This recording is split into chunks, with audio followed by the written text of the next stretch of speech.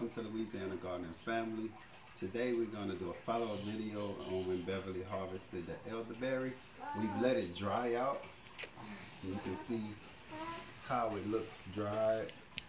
And basically with the elderberry you can like just set it in anything, put it in a cabinet, let it dry. Or what I like to do is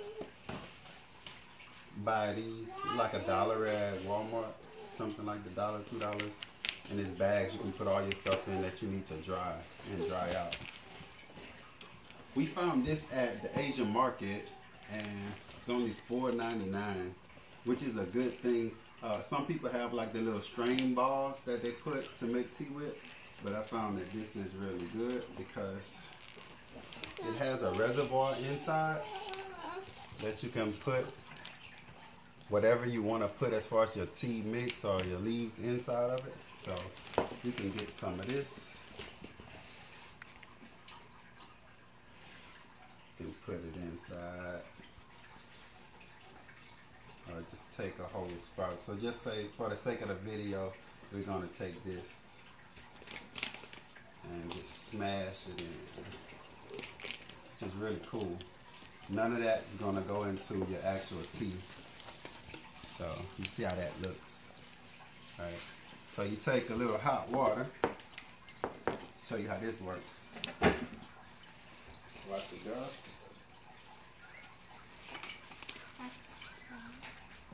You've already warmed this water up.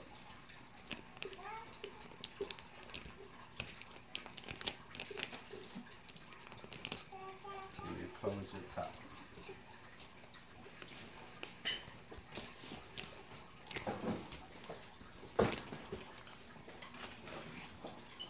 So as you can see and look inside, none of the tea is actually in the bottom reservoir. Everything is at the top, which is cool. So you would let this seep for as long as you want. We've actually let it seep for 5 minutes. You can see inside the water starts to darken, and it's seeping out that tea mixture. This is good. Elderberries are good for cold and flu season. So when it grows during the spring and summer, you will want to save the leaves or the flower petals like you saw us cutting off, and just save that and keep that. Actually went in a spice store and they had elderberry flowers for like $9.99 a pound, $10.99 a pound. So it does cost, but it should be free for everybody. Right. So, and you can see it's just steady seeping. So for the sake of the video, I won't let it seep long. I'm just going to show you how this thing actually works. We have honey. Can you grab me that honey over there? That big thing of honey? Just grab it on the sides, yeah. Or grab it on the top. So you can use honey or you can use sugar. Each is own. I'm not here to convince you how to sweeten your stuff. I just want to show you how this stuff works. Alright. So this red button on here, if you go to the Asian market and find this, it won't look anything like that's on the box actually. But it has the same thing like a water button release. It shows you the same thing, so it's easy to know what to press because you're going to see this. Alright. And as this is seeped in, basically, I'm going to get in close so they can see that. Once you press that red button up here, your tea seeps to the bottom.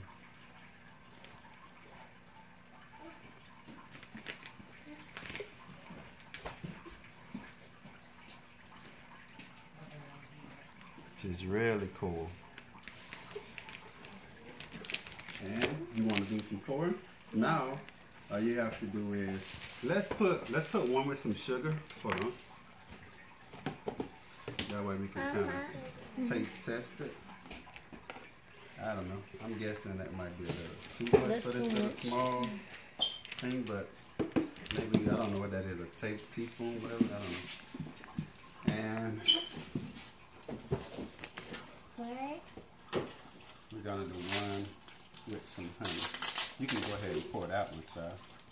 What? Pour the one with the sugar. I Don't want fill the it up. honey one.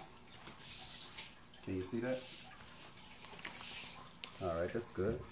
I want That's the good. honey one, Dad. All right.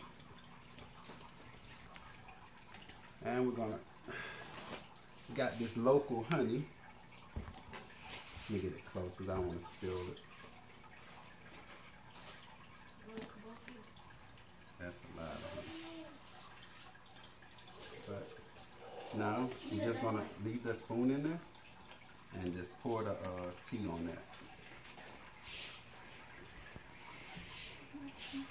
Watch it now because it's hot. That way we're gonna get it some milk. It's starting to get close to winter time, so it's harder for the honey to melt. So all we're gonna do is stir that around, and you can come in and see the color on it. So you see this one has sugar, and this one has honey, so it's a little darker. But if you leave the elderberry longer in the what I call that? And you can. It's gonna be brown And dark. it's more than one use. And this is what I love about this is you can actually pour you a cup of tea. And then Watch it, Mom. put some And more you come wine. right back and you fill it up again. And that's what I said. Me and Bells, you can actually have your hot tea for those that like warm tea, or you can let this sit and just seep. Even overnight, we've actually put this in the refrigerator and come back the next day and actually got some. But the longer you leave it in there, the darker it'll get, and you'll see we still have a good bit of tea at the bottom. And it's strong because it's a little bit more concentrated. No water's been added past that. So take a sip and tell us.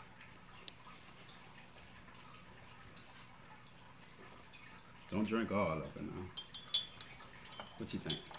Tastes good. Tastes good? Okay. Now, we want you to test out the sugar one. Can you tell us which one is? Tastes good.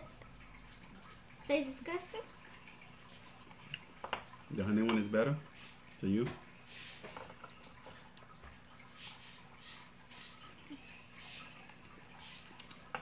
I think the honey one does allow for a different taste profile. It's kind of mixed in. What you think? You want to try it? I'm gonna taste good.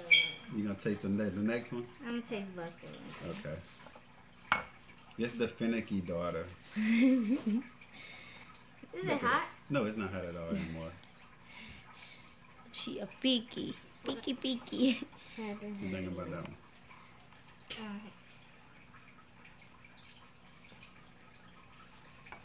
I like none of them. So, I wouldn't say it has a medicine-y taste, but you can tell it has a strong real tea taste. Something that if you're a real tea drinker, you would really appreciate the flavor profile of it. I think the aroma or the strength of it comes from the drying process. The longer you let it dry, the stronger the petals get. And I think that's where the real flavor comes from. You can smell it just off of letting it dry longer. And like I said, basically, once you've let it go as long as you want it to, 10 minutes, an hour, and then you just release it. Cool, right? All right, so that's elderberry tea in a nutshell. And we want to say thank you for watching Louisiana Gardening Family. Let's do one little Toast up. toast. My fair lady.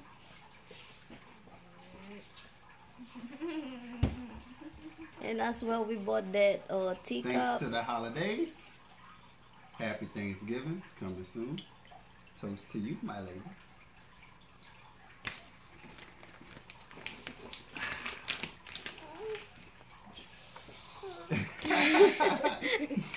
Peace and Grow, grow, grow. Grow.